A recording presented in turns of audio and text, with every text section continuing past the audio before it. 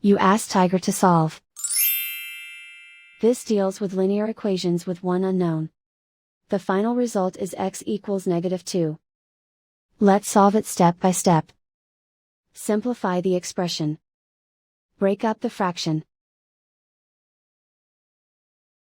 Find the greatest common factor of the numerator and denominator. Factor out and cancel the greatest common factor.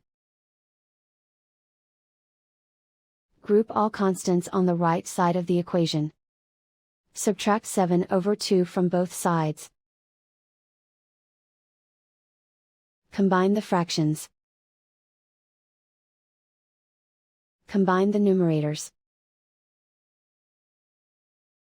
Reduce the zero numerator.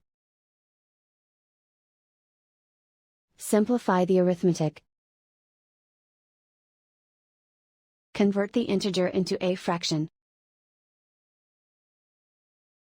Combine the fractions.